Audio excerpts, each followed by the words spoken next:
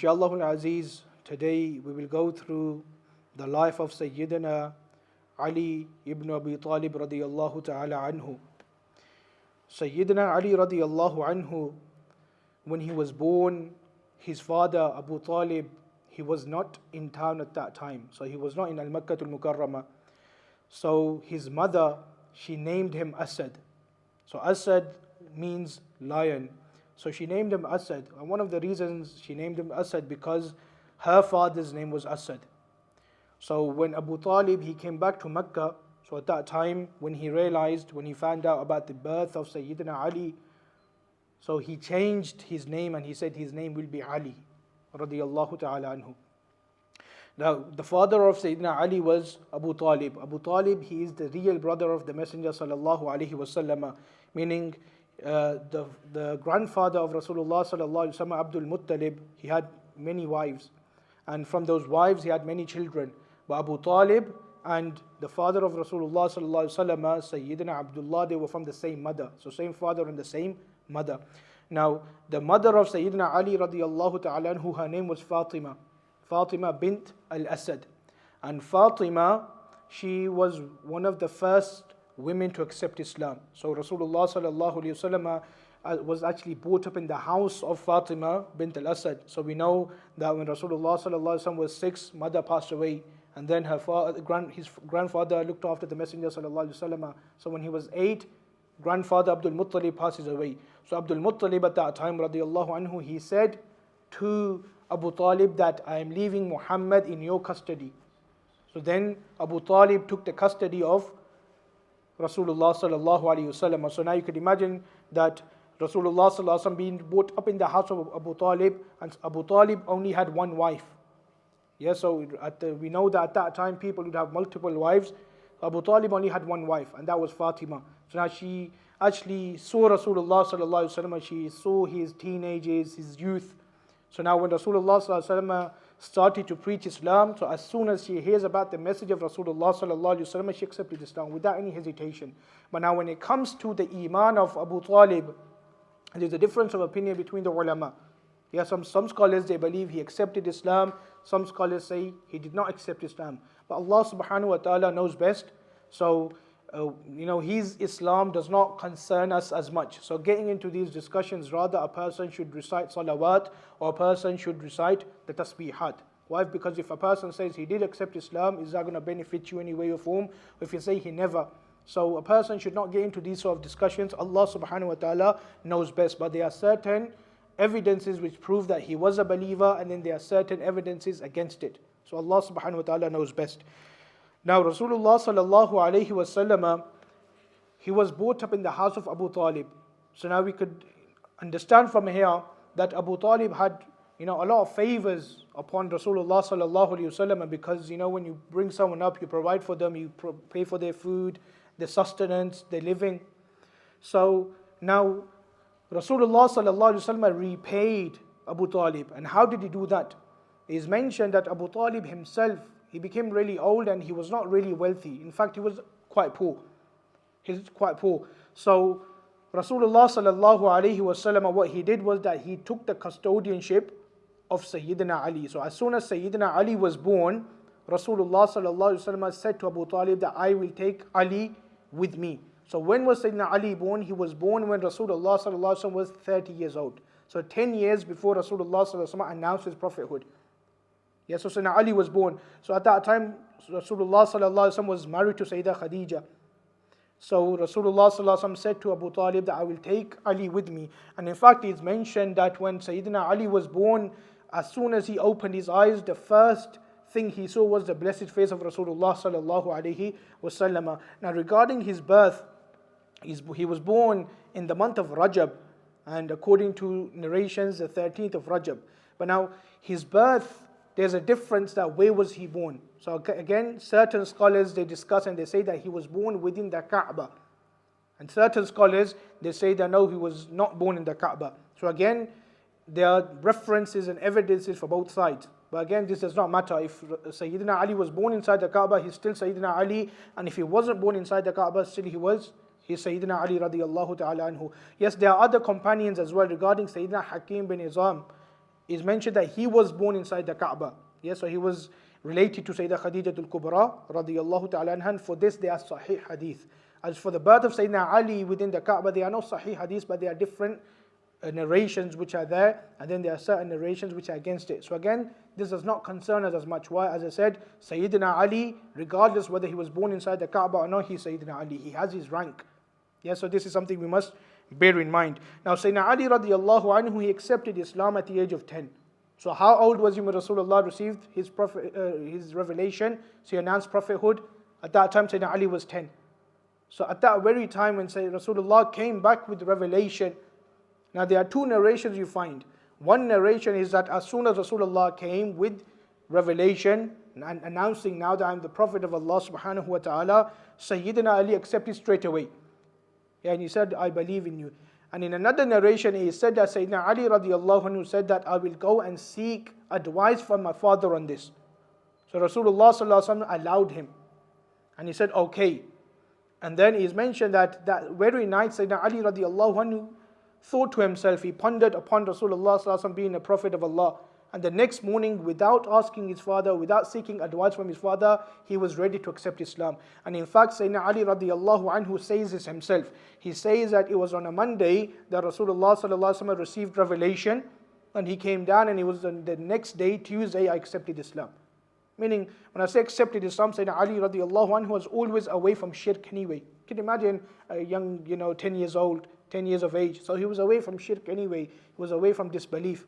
But again, he accepted Islam at the age of 10. It's mentioned that Sayyidina Ali radiallahu anhu, Rasulullah sallallahu alaihi wasallam had a lot of love for him. Rasulullah sallallahu alaihi wasallam had a lot of trust in him. Therefore, when it was time to migrate, so Allah subhanahu wa ta'ala commanded the Messenger sallallahu alaihi wasallam, now it's time for you to migrate. So now when it was the time to migrate from Mecca to Medina, Rasulullah sallallahu alaihi wasallam, he chose Sayyidina Ali radiallahu anhu to stay in his place. So we know the famous story of how Rasulullah sallallahu alaihi wasallam migrated. So when Rasulullah sallallahu alaihi wasallam intended to migrate, he said to Abu Bakr, "Oh Abu Bakr, that be prepared. Allah subhanahu wa ta'ala has commanded us to migrate." So now Sahaba, the companions, they are migrating to Medina in little batches. They're not migrating together. Why? Because if there's a full caravan, the enemies, the Quraysh, the Kuffar at that time, they would attack them and they would kill them. So the Muslims, they left in small batches. So Rasulullah sallallahu alaihi wasallam said to Abu Bakr, be prepared, we're going to leave. But now, even though Rasulullah sallallahu alaihi wasallam, he was a prophet and people did not believe in him in Mecca at that time, they would still entrust him with things. They would give him amana. Sometimes your father might give you something to keep this mobile phone, meaning he trusts you, look after it, or he might give you some wealth. So now Rasulullah sallallahu alaihi wasallam, people did not believe in him, again for different reasons. You see, why didn't people believe in Rasulullah sallallahu alaihi wasallam? For family reasons. Some of them were scared of their parents. Some of them had fear that they would be boycotted. So again, for different reasons. But still they would entrust their things to the Messenger sallallahu alaihi wasallam. So Rasulullah sallallahu alaihi wasallam, before migrating, he had these things which belonged to the kuffar, in Mecca. So he left all these things with Sayyidina Ali, and he said to Ali, "Oh Ali, you rest in my house today, where I sleep." And then Rasulullah sallallahu alaihi wasallam left with Sayyidina Bakr as-Siddiq radiyallahu anhu. Now the story is really famous. Just to summarize, so at that time Rasulullah sallallahu alaihi wasallam was planning to migrate. The Kuffar, the Quraysh, they got together, in a place called Dar al-Nadwa. So Dar al-Nadwa was a place where all the Kuffar, all the people of Quraysh at that time, they would sit and they would discuss their issues. So it was like what we can say, the council house, or the town hall. So they would sit there and discuss their affairs. So now all of them got together in Dar al-Nadwa, and they said, how should we assassinate Rasulullah sallallahu alaihi wasallam? Why? Because they said, if we assassinate Aliyadu Billah, then the Banu Hashim, the tribe of the Prophet sallallahu alaihi wasallam, the clan would retaliate, and this would cause a chaos, and there would be a lot of battles. So at that time, the shaitan also went to Dar al-Nadwa, and he was sitting in this council, and he was, it's mentioned in the hadith that he went there in a form of an old man from Najd. And he gave them a mashwara, a advice. He said, okay, what you should do is to allow any chaos and dispute amongst yourselves. Choose one person from each tribe of the Kuffar, of the Quraysh, one person from each tribe, and every single person should attack the Prophet ﷺ. So now if this happens, then we'll say to all the tribes that look, one person from each tribe is involved. So there's not much we can do. So this means that means you have achieved your goal, you have assassinated Rasulullah ﷺ, and at the same time, there won't be no dispute. And they agreed to this.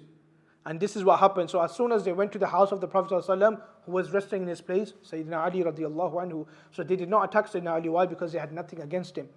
Yeah, if they did, then again this would be a new dispute. But it's mentioned that even though now Rasulullah ﷺ, when he left his house, those kuffar, those people who were ready to assassinate Rasulullah ﷺ, they were out there watching, but they could not see Rasulullah ﷺ. And Allah subhanahu wa ta'ala at that time revealed this verse of the Quran, and Rasulullah was reciting, وَجَعَلْنَا مِن بَيْنِ أَيْدِيهِمْ سَدًّا وَمِنْ خَلْفِهِمْ سَدًّا. Yeah, from Yasin.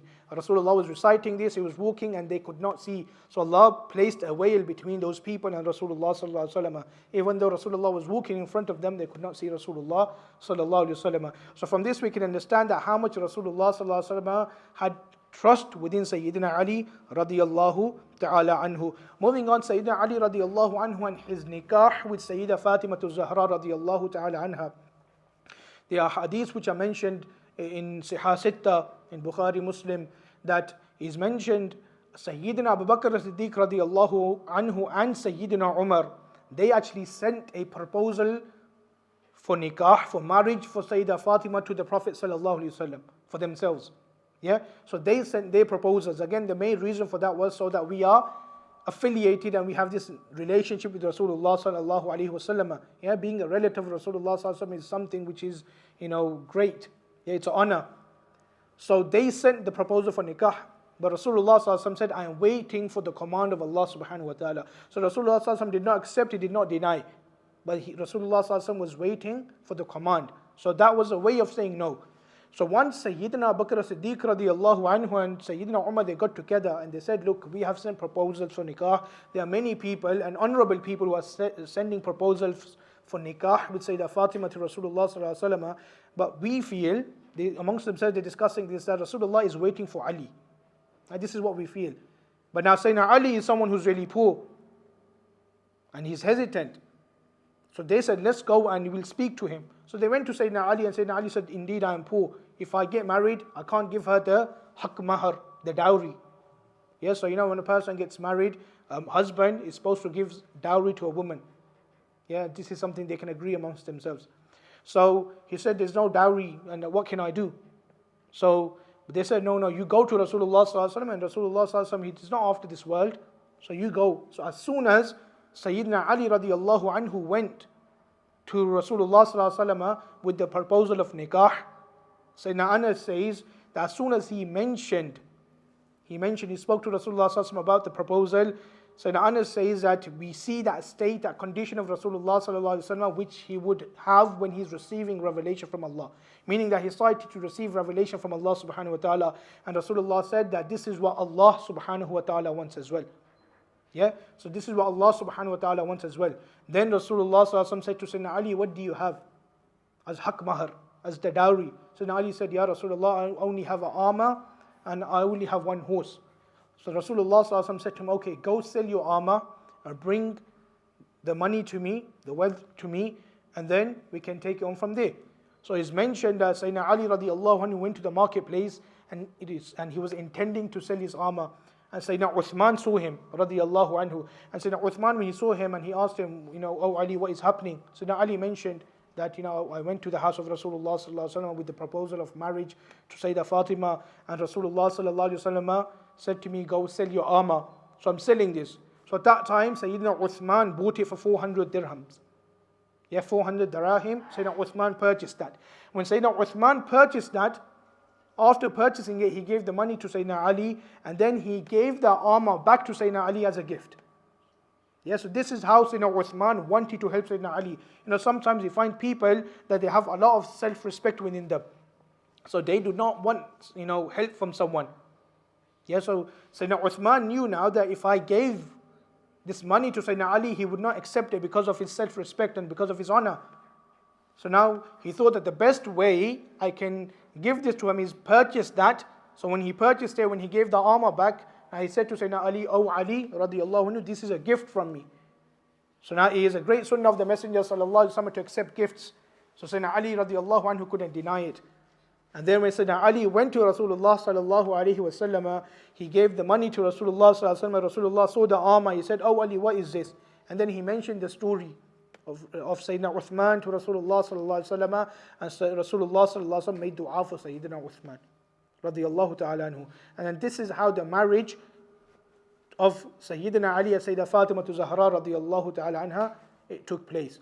And he's mentioned, there are different narrations as well that, when the marriage took place, the angels, they also celebrated within the skies. Why? Because he is a daughter of the best of creation, and Sayyidina Ali radiallahu anhu getting married. Moving on, Sayyidina Ali radiallahu anhu, we know that he is Asadullah, the lion of Allah subhanahu wa ta'ala, and this was a title which was given to him by Rasulullah sallallahu alaihi wasallam. Now he was part of all the battles in Islam. So he was there in Badr, he was there in Uhud, he was there in Khandaq. But he's mentioned in the Battle of Badr, we should know how the Battle of Badr took place. So when the Muslims and the non-Muslims, they were standing in rows so that they can face one another. It was within the culture and tradition at that time that few people from each army, they would come forth and they would fight one another, and after that the main battle would take place. So it's mentioned that Utbah from the Quraysh, from the Kuffar, he went forward, and at the same time he brought his brother Shayba and his son Walid. And then the Prophet ﷺ sent 3 people from the Muhajirun.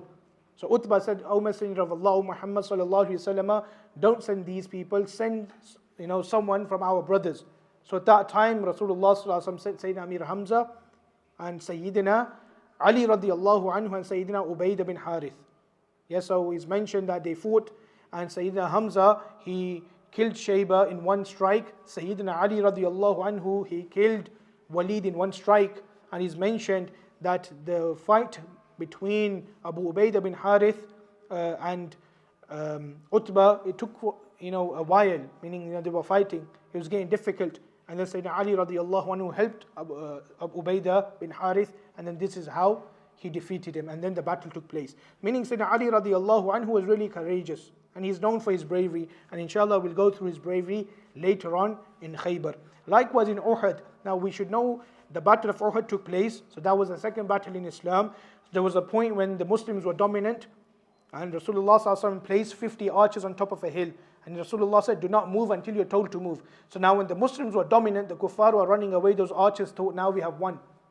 We have defeated them, they're running away. So as soon as those archers, even though they weren't supposed to move, why? Because Rasulullah said, "Don't move until I tell you to move." But they thought, okay, we won. No, so they didn't have no bad intentions. So they left that hill and they went down, so that they can gather the spoils of war. So at that time, the kuffar, under the command of Sayyidina Khalid bin Walid, who hadn't accepted Islam at that time, they attacked the Muslims. So now there was a point when the Muslims were in between the kuffar. So on the right side, one side, we have the kuffar under the command of Abu Sufyan, and on the other side, the kuffar under the command of Khalid bin Walid. So the Muslims were in the middle. So now Muslims started to disperse. Just in simple, you could imagine you're in a battlefield and now you're being attacked from both sides. You're in between. What are you going to do? You'll save your life. So the Sahaba at that time, they ran to save their lives. So some of them now is mentioned, according to one narration, 14 of them stayed with Rasulullah sallallahu alaihi wasallam. So the rest of them at that time, they went. So obviously thinking about their lives, that we need to save our lives. But now the ones who were with Rasulullah sallallahu alaihi wasallam is mentioned that 7 of them were from the Muhajirun and 7 of them were from the Ansar. So from the 7 which were from the Muhajirun, we had Sayyidina Bakr as-Siddiq radiyallahu anhu, and we had Sayyidina Ali, and Abu Ubaidah bin Jarrah, Abdurrahman bin Auf, Talha and Zubair.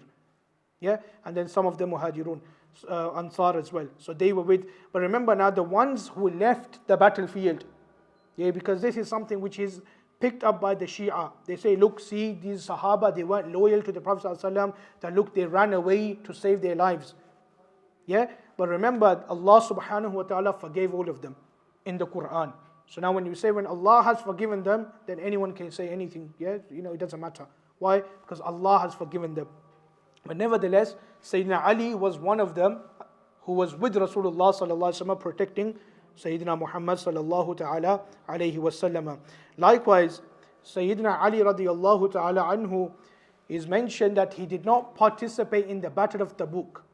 Now, which battle is the Battle of Tabuk? This is a battle in which the Muslims prepared themselves to go and fight the Romans. Yeah, the Ghassanis.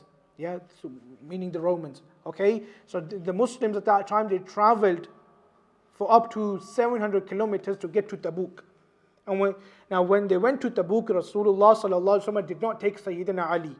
When he did not take Sayyidina Ali radiallahu anhu became sad. Yeah, why? Because fighting in the way of Allah subhanahu wa ta'ala, is something of great honor. At that time, Rasulullah sallallahu alaihi wasallam said to Ali, "Oh Ali, are you pleased that you are to me like Harun was to Musa alayhi salam?" And it is mentioned, "Istakhlafa Rasulullah sallallahu alaihi wasallam aliyya," that Rasulullah sallallahu alaihi wasallam chose Ali to be his deputy. So when Rasulullah went, so all the companions went, Abu Bakr, Umar, Uthman, the rest. So Rasulullah chose Ali to stay behind. Why? To protect the children and women of Medina. But Rasulullah said, "Oh Ali, aren't you happy that you are like to me the way Harun was to Musa alayhi salam?" When Sayyidina Musa alayhi salam, what did he do? He went to speak to Allah subhanahu wa ta'ala, and he went to speak to Allah subhanahu wa ta'ala, he left Harun alayhi salam as deputy behind him. Yeah, so now who has Rasulullah sallallahu alaihi wasallam made his deputy here? Sayyidina Ali radiyallahu ta'ala anhu, and is mentioned when Sayyidina Umar radiyallahu anhu, we mentioned this on the first week I think, Sayyidina Umar radiyallahu anhu, when he left this world, before leaving this world, he did not choose a Khalifa. Sayyidina Bakr as-Siddiq chose a Khalifa who was Umar. But Sayyidina Umar did not choose a Khalifa. He actually gave few names rather than appointing one. And at that time someone said that, "No, why don't you give one name? It'll be easier for us." So he said that I want to follow the way of the Messenger sallallahu alaihi wasallam. And he's mentioned that Sayyidina Umar radiyallahu ta'ala anhu, when he went to Al-Quds, Al-Masjid Al-Aqsa, to conquer it, at that time he left Sayyidina Ali as his deputy. And he said that this is the sunnah of the Prophet sallallahu alaihi wasallam. Why? Because Rasulullah sallallahu alaihi wasallam left Sayyidina Ali as his deputy when he went for Tabuk. So Sayyidina Ali radiallahu anhu did not participate in Tabuk. Why?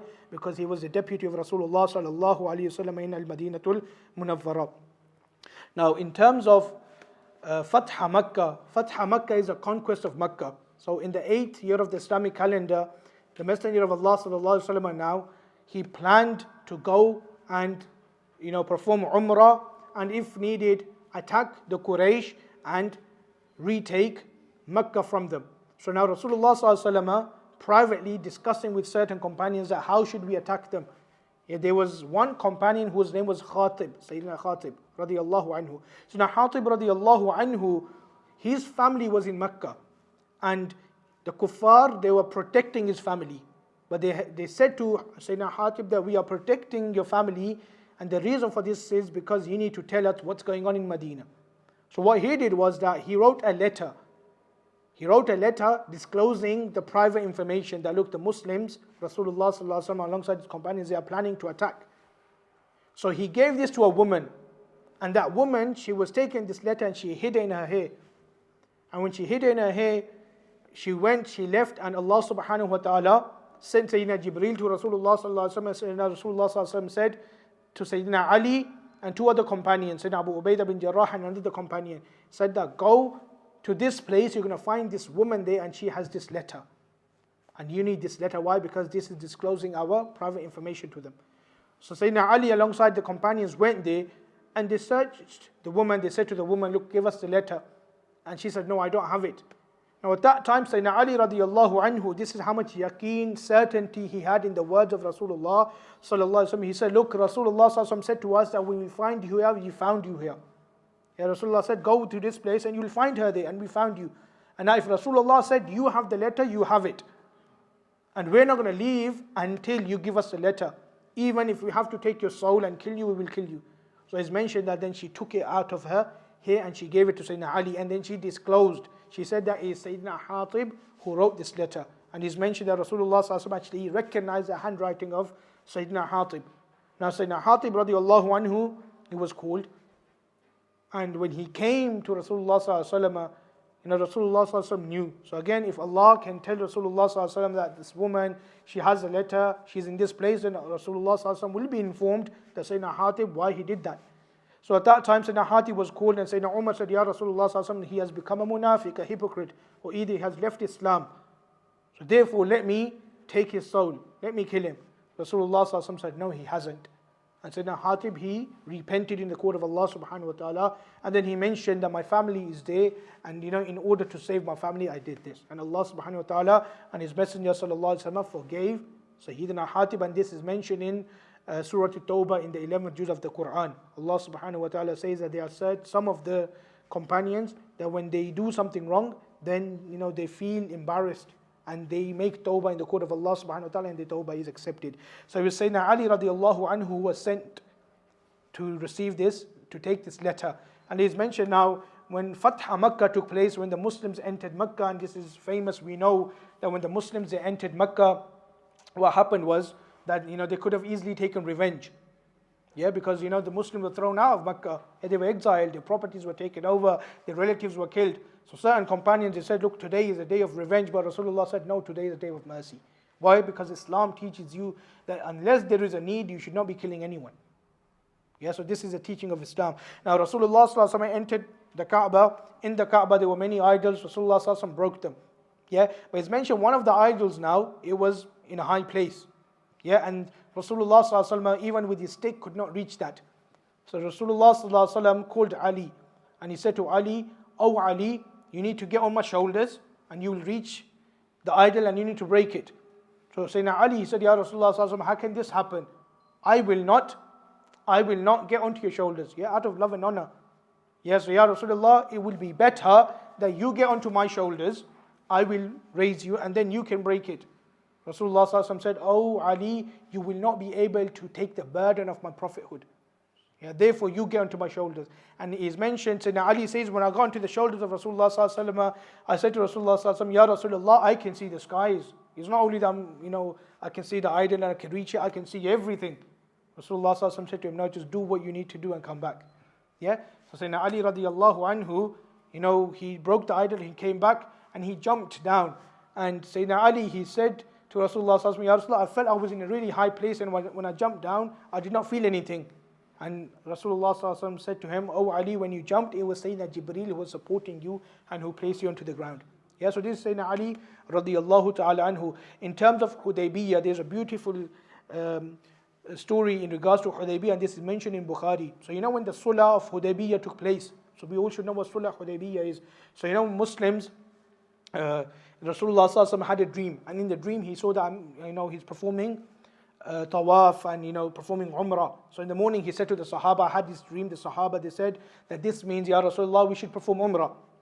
So Rasulullah sallallahu alaihi wasallam intended to perform umrah. So when they reached a place called Hudaybiyah, around 37 kilometers from Mecca. So at that time the kuffar, they said, look, you can't come this year.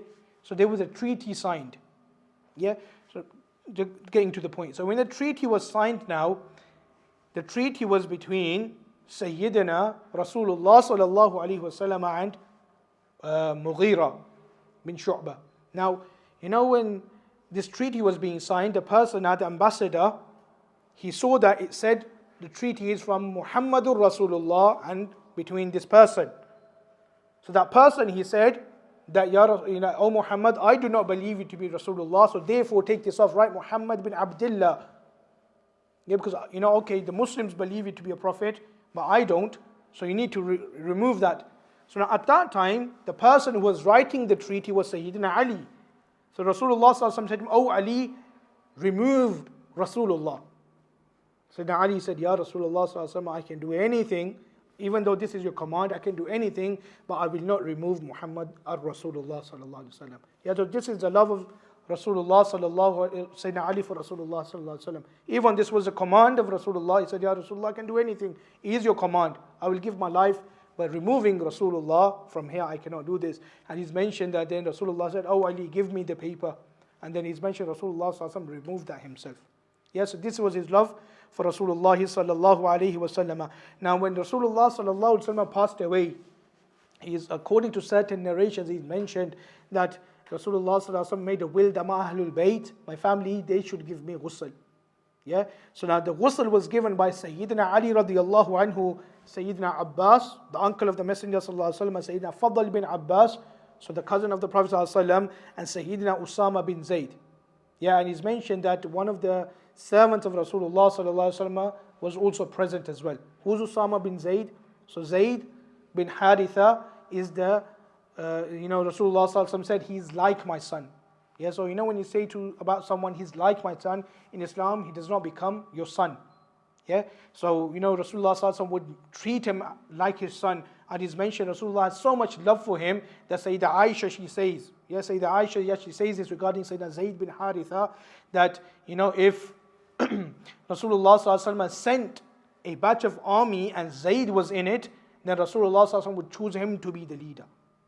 Yeah, so he would be the leader. And then she says this, that if Sayyidina Zayd was alive when Rasulullah sallallahu alaihi wasallam left this world, then he would be the leader of the believers, meaning he would be the Khalifa of Rasulullah sallallahu alaihi wasallam. Meaning this is how much preference Rasulullah sallallahu alaihi wasallam would give to Sayyiduna Zayd.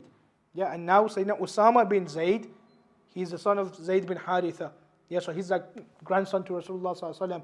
And he's mentioned regarding Usama bin Zayd that Rasulullah has so much love for him that the companions, whenever they would want something from Rasulullah sallallahu alaihi wasallam, they would send Sayyidina Usama radiallahu anhu. Yeah, we have, sometimes we want something from our parents, grandparents, we send our children, go get this.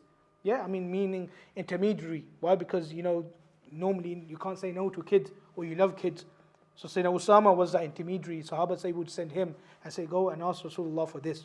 So they were, and then when it came to the burial of Rasulullah sallallahu alaihi wasallam, he's mentioned that the people who actually placed Rasulullah sallallahu alaihi wasallam into the grave, it was Sayyidina Ali radiallahu anhu, Sayyidina Fadl bin Abbas, so the cousin of Rasulullah, Sayyidina Qutham bin Abbas, so he is also the cousin of Rasulullah sallallahu alaihi wasallam, and Shaqran, he is one of the servants of Rasulullah sallallahu alaihi wasallam. Again, he was also present with the ghusl, and then they placed Rasulullah sallallahu alaihi wasallam into their grave. Now Rasulullah sallallahu alaihi wasallam, when he left this world, who became the Khalifa? Sayyidina Bakr as-Siddiq radiallahu anhu. Now this is where we need to understand, and this is really important. So when Sayyidina Bakr as-Siddiq radiallahu anhu became the Khalifa, how did he become the Khalifa? This is a long story, just to summarize. So when Rasulullah sallallahu alaihi wasallam was being given ghusl, and the Sahaba, they would come and praise Rasulullah sallallahu alaihi wasallam, send salutations upon him. Remember, Rasulullah sallallahu alaihi wasallam's janazah was not like our salatul janazah. The way a person passes away, we place the deceased at the front. And how do we perform salatul janazah? We recite the takbirat and recite the thana and the durood and the dua. This was not the janazah of Rasulullah sallallahu alaihi wasallam, but the janazah of Rasulullah sallallahu alaihi wasallam was such that the companions, they would come in batches and they would send salutations upon the Prophet sallallahu alaihi wasallam and they would leave. Yeah, so this was the janazah of the Messenger sallallahu alaihi wasallam. When this is all taking place now, the Ansar, who are the Ansar, the companions of Medina, they gathered together in a place called Thaqifa Banu Sa'ada. And they started to choose their own leader, so that the caliph should be from the Ansar. Yeah, so Sayyidina Umar found out, so he went to Sayyidina Bakr as-Siddiq, he said, look, this is going to cause confusion and dispute. So let's go and resolve this. So Abu Bakr as-Siddiq, Umar bin Khattab and Abu Ubaidah bin Jarrah, these three, they went to this place. And they spoke to the Ansar. Yeah, again, there's a lot of detail getting to our point. So at that time, Sayyidina Bakr as-Siddiq said to the Ansar, that you have many virtues. Yeah, you have many virtues, and he mentioned the virtues of the Ansar. But there's a hadith of the Prophet ﷺ that the Khalifa, the Muslim leader, will be from the Quraysh. You are not from the Quraysh. Therefore, so at that time, Sayyidina Umar radiallahu anhu, straight away, he raised the hand of Sayyidina Bakr as-Siddiq. He said, I choose Abu Bakr to be the Khalifa. Abu Ubaidah bin Jarrah, he said, I agree. Even though at that very moment, Sayyidina Bakr said, Umar should be the Khalifa. But then all those people, they agreed. Yeah, and then later on, the Sahaba, they would come to the Prophet, Sayyidina Bakr as-Siddiq, and they would give bay'ah to him out of allegiance that we choose you as a leader. Now, when it came to Sayyidina Ali radiallahu anhu, is mentioned in Fathul Bari that Imam Ibn al-Hajar al-Asqalani, he mentions that Sayyidina Ali, he gave bay'ah to Abu Bakr as-Siddiq radiallahu anhu at that time as well, meaning soon after Rasulullah sallallahu alaihi wasallam left this world. But there's another narration we find that Sayyidina Ali gave bay'ah 6 months later, and that's more authentic and it's found, and it's more famous. Yeah. So now from this, certain people say that Sayyidina Ali delayed it, meaning that he did not agree to Sayyidina Bakr being the Khalifa. So of course the Shia now, they will pick this up and they say, look, yes, Sayyidina Ali did not agree. Yeah, so Imam Ibn al-Hajar al-Asqalani, he says that the second time he took bay'ah with Sayyidina Bakr as-Siddiq, that was just to confirm. But the first bay'ah was already taken. Yeah, and this is our position as well. That Sayyidina Ali radiallahu anhu, why? Because later on, Sayyidina Ali radiallahu anhu, he was the chief advisor to Sayyidina Bakr, Umar and Uthman. Yeah, so if Sayyidina Ali did not agree, then why would he be the chief advisor? And it's also mentioned in Tarikh al-Khulafa by Imam Jalaluddin al-Suyuti. He says that Sayyidina Ali radiallahu anhu would often say, he would say that Rasulullah sallallahu alaihi wasallam chose Abu Bakr to be our leader in Salah. So remember when Rasulullah sallallahu alaihi wasallam, for a few days when he was unwell before he left this world, he chose Abu Bakr to lead Salah. So Sayyidina Ali, he says now that when Rasulullah sallallahu alaihi wasallam chose Abu Bakr to lead Salah, so he chose our leader in Deen, then within our political affairs and our dunya, we choose Abu Bakr to be our leader as well. Yeah, so Sayyidina Ali accepted Sayyidina Bakr as Siddiq to be the leader. Here again, the Shia, this is our question to them. That you say Sayyidina Ali was the leader, then why didn't he speak up against Sayyidina Abu Bakr as-Siddiq, Sayyidina Umar, Sayyidina Uthman, like Imam Hussein did against Yazid?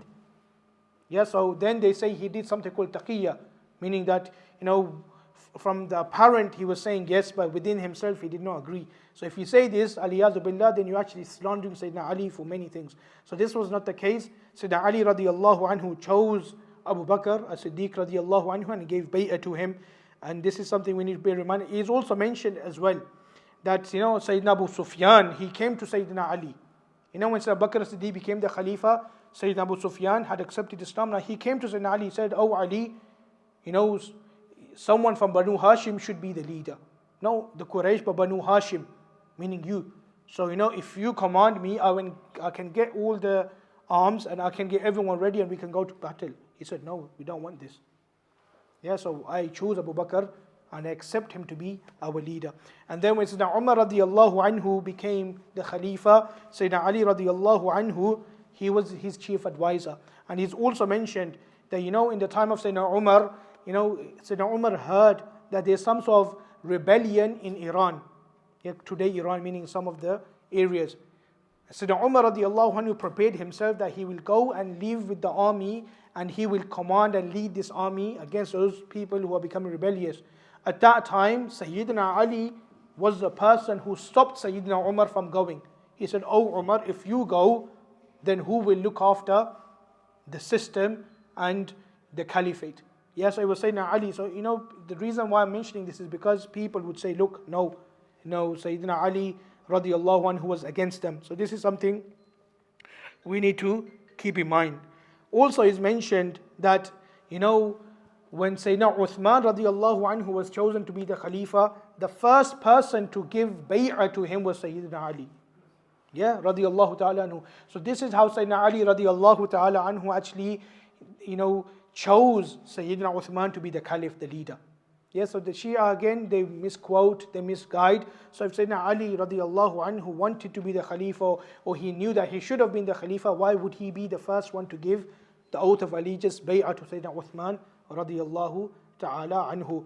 So, we need to remember that the companions alayhim ridwan, especially the four companions, Sayyidina Abu Bakr, Umar, Uthman, Ali, ridwanullahi ta'ala alayhim ajma'in, they were really close to each other.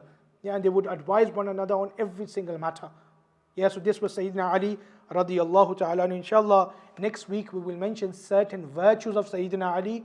Yeah, remember, if you look at the companions alayhim ridwan, yeah, from all the companions, if you look at the virtues which are mentioned in the books of hadith, you're going to find that the most and the greatest amount of virtues which are mentioned regarding a companion is Sayyidina Ali radiallahu anhu. Yeah, and the companions, they would praise Sayyidina Ali a lot. Why? Because there are many hadith in the virtues of Sayyidina Ali. There are many hadith, and a lot of these hadiths are narrated by the major companions, Sayyidina Abu Bakr, Sayyidina Umar radiallahu anhuma. So inshallah, for next session we'll go to the virtues of Sayyidina Ali, few hadith. Yeah, the famous hadith in which we learned Rasulullah said, "Ali is your Mawla," and then we'll go to the battle of Khaybar, and inshallah we'll go to the caliphate of Sayyidina Ali radiallahu ta'ala anhu. I pray to Allah subhanahu wa ta'ala, may Allah subhanahu wa ta'ala give us the ability to understand and follow the way of the Messenger sallallahu alayhi wa sallam. Ameen. Allahumma salli ala Sayyidina Mawlana Muhammadin wa barik wa sallim wa salli alayhi. Allahumma taqabbal minna innaka anta as-sami'ul alim. Allahumma inna nas'aluka ilman nafi'a wa rizqan tayyiba wa amalan mutaqabbala. وصلى الله على حبيبه سيدنا مولانا محمد وعلى آله وأصحابه أجمعين برحمتك يا رب.